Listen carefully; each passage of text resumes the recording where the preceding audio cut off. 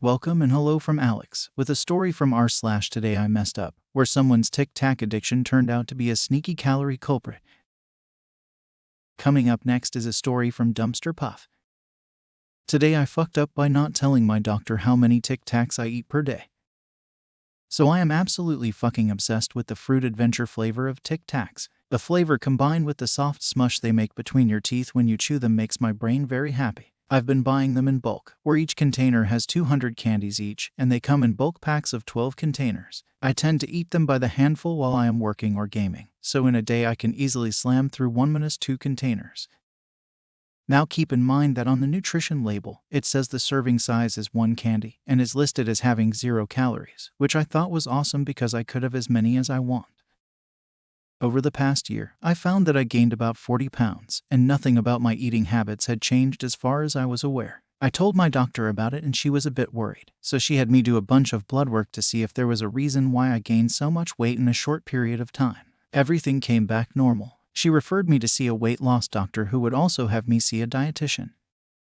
I had been working with the dietitian for a few months now, and we have me keep a food log. I had a virtual visit with her today, and during it, I was fiddling around with an empty container to keep my hands busy. She saw it and asked where I got such a large container from, so I told her about it and how I eat 1-2 of those per day. She asked why those weren't on my food tracker, and I said it was because they're 0 calories, so they wouldn't count. Apparently I was very wrong about this. She explained to me that food companies can label something as being 0 calories if the food's serving size contains 5 or less calories. In reality, each individual Tic-Tac actually has about 2 calories. So essentially, since each container has 200 pieces and I typically have 1-2 of those, I've been eating 400-800 plus calories per day of Tic-Tacs, in addition to all the other food I've been eating, which is very likely why I've gained so much weight. Wow, gotta hand it to Opie, that's a hilariously unexpected calorie culprit. Fruit adventure Tic-Tac addiction. Who knew? Sounds like they were living the sugar dream for a while there. On the bright side, at least the blood work came back normal. This whole thing is a classic case of portion sizes being a total mind maze. Maybe they can invest in a Tic-Tac dispenser that rations them out one at a time, like a tiny gumball machine for mints. Coming up next is a story from LadderRain6975. Today I fucked up by getting caught with a dildo up my ass. I, male 29, have been with my girlfriend, female 27, for 4 years, living together for 2. We have a pretty good sex life, but there are some things I want that she doesn't. Since this is an alt account, I'll just say it. Sometimes I like being pegged. I told her this exactly once about 6 months into our relationship. At first she thought I was joking and just laughed at me. When she realized I was serious, she said it was weird and gross and had absolutely no interest in it. I haven't mentioned it since. I still have an old dildo from a past relationship. My ex loved pegging. She was the one who convinced me to try it in the first place. I still use it when I masturbate. Not every time, but most of the time. My girlfriend doesn't know I have it, and I intended to keep it that way. Not that I needed to hide it because she'd be upset. I knew she wouldn't be, but because it's fucking embarrassing and I don't want her to know. Since we moved in together, I haven't been using it as often, which is fine. Our sex life is still good. But when I have the place alone for a few hours, I still use it. And to be clear, I am definitely not fantasizing about my ex. That ship has sailed and sunk. I just watch porn, which we've both expressly agreed is completely fine, although neither of us does it often. Today, I was home alone, enjoying myself. My girlfriend was supposed to be out for most of the day, but she ended up coming home early. She came in quietly and I was being rather loud, so I didn't know she was home until she walked right into the bedroom. When I saw her, I panicked, screamed, rolled off the bed, hit my head on the nightstand, and the dildo fell out with a loud wet plop. She started laughing louder than I've ever heard her laugh before, and she turned and left the apartment. No clue where she went or why she came back early at all. So now, a few hours later, I am just sitting here with absolutely no idea what to do. I haven't texted or called and she hasn't either. I can see on Life 360 that she's at the beach with some friends, like she was planning on. If her plans don't change again, she won't be back for another hour or 2. I have absolutely no idea what will happen when she gets back, and I am not sure if I even want to. I am seriously considering going to a friend's house to hide from all this. Fuck my life. Later, Opie actually posted an update on the story. Small update. I texted her, hey, when will you be home? She responded 10 minutes. Fuck. Big update. She came home. We talked. She laughed because, in her words, it sounded like you had 3 or 4 guys in there. I seriously thought I was about to bust a gay orgy. It was partly because of my reaction and partly relief that I wasn't doing anything actually wrong. She had completely forgotten that this was even something I was interested in, because I only mentioned it once so long ago. Now that she realizes it's something I still want, she's willing to give it a shot. She doesn't promise to like it, but she promises to try it. And that's way more than I expected. Honestly, I was just hoping she'd pretend it never happened. I would have been happy with that, so this is great. And for all those who keep asking, no, I didn't keep going after she caught me. I have no idea where the dildo went. It vanished. It better turn up because now I really need it. Finally, update. We tried it. She actually liked it. She didn't really realize what it was until we did it. It's going to be pretty common now, looks like. And yes, we found the dildo. And no, it wasn't hiding in my ass. I would definitely have known. It rolled under the dresser. Well, that's certainly a tale of unexpected discoveries and potential embarrassment turned into unexpected openness. It's remarkable how sometimes the most awkward situations can lead to surprising outcomes. Sounds like Opie really had a backdoor surprise waiting for their partner. Coming up next is a story from DouglasTheDemon, and if you like the video so far, don't forget to like the video. It only takes a second and helps me out a lot. Today I fucked up sleeping with my sleeping girlfriend. The following happened 2 weeks ago, but it's still fresh in my mind 2 weeks later. For the record, this was not my idea. I like having sex with people while they're wide awake. Period. However, my girlfriend got turned on at the thought of being used in her sleep. I have no idea what inspired her, but whatever she was imagining made her so excited that she wanted me to actually have sex with her while she was asleep. It made no sense to me. I struggled to understand how being sleep-fucked would be fun for the sleeper. But, you know what, I was game, even though it was not really my thing.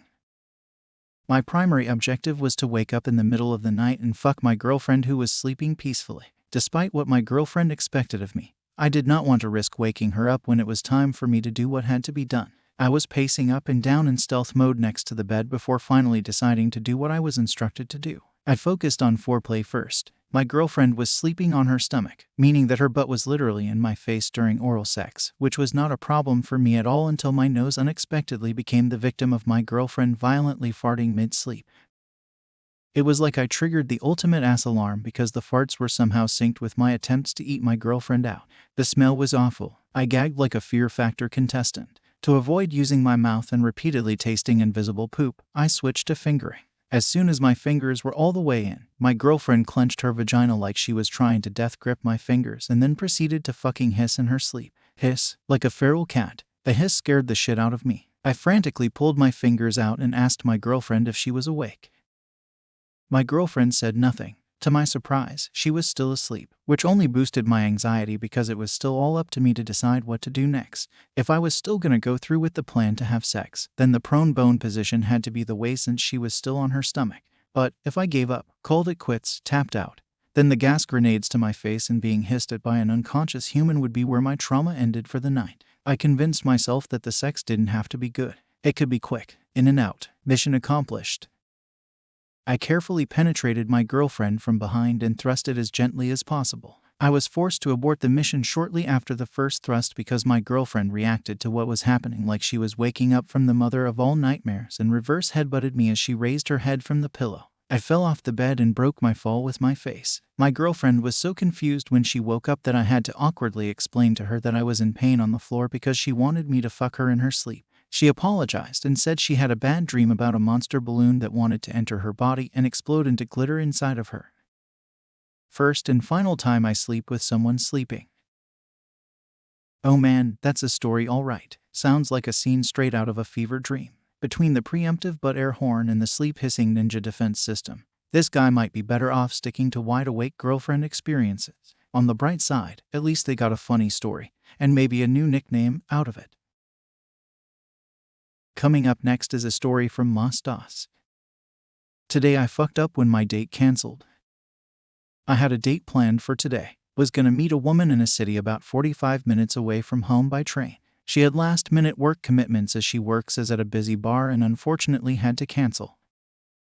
I thought I may as well not waste the free time I now had, and since I'd already bought the train ticket, I may as well go into the city. Flash forward 45 minutes and I am in the city.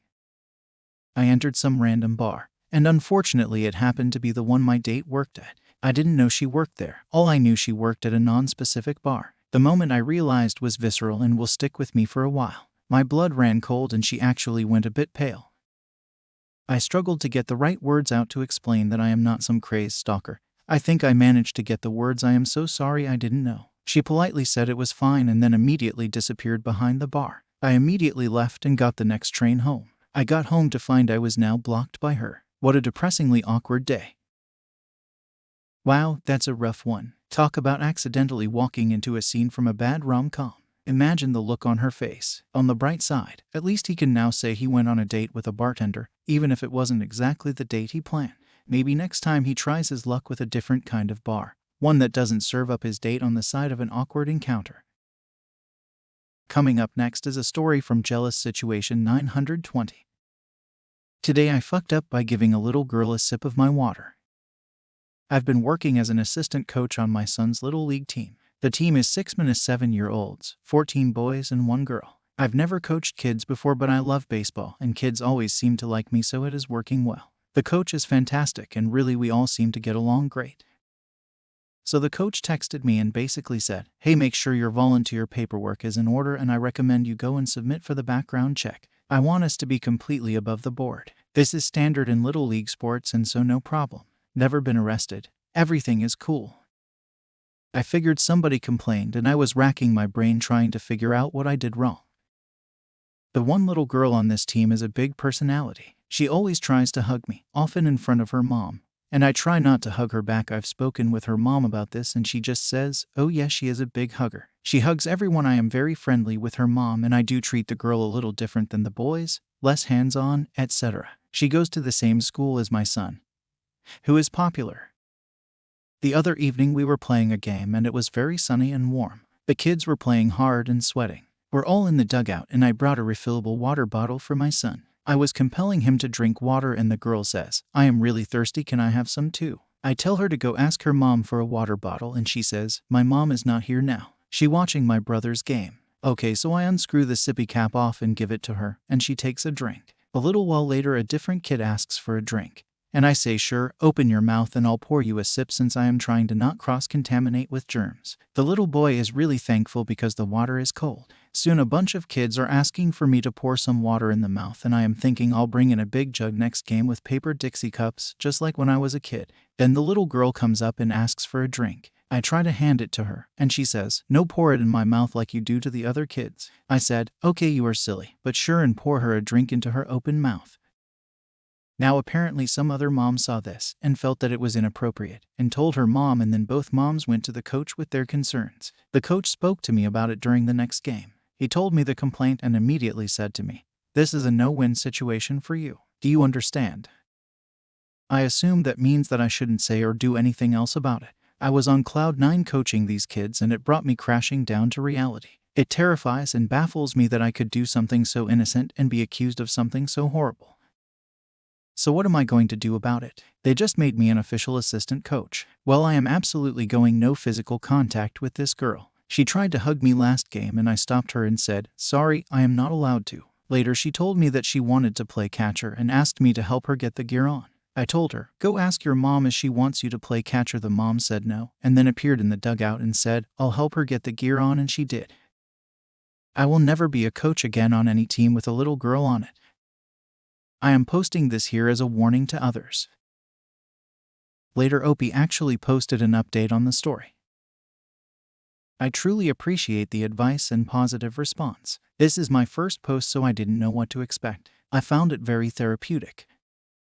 So I spoke to my son's mother about this, and she gave me some good advice. She is highly trained with HR protocols for dealing with school-age children and accusations about abuse. She told me that indeed I did fuck up. I should have never provided a child with a personal beverage without the parents' consent. I asked her what I should do going forward, and she told me to go no physical contact with all of the children, not to provide them with any food or drink or gum, and to limit my conversation with them to things about baseball. Good advice, and I am going to take it. Wow, that's quite the unexpected turn of events for Opie. It sounds like they were just trying to be helpful and ended up in a situation they never saw coming. It's a reminder of how easily misunderstandings can happen, even with the best intentions. That wraps up r/Today I Messed Up. If you enjoyed this content, make sure to visit my Spotify channel, link is in the description, so you can listen to the best Reddit story while being outside, and remember to hit that subscribe button.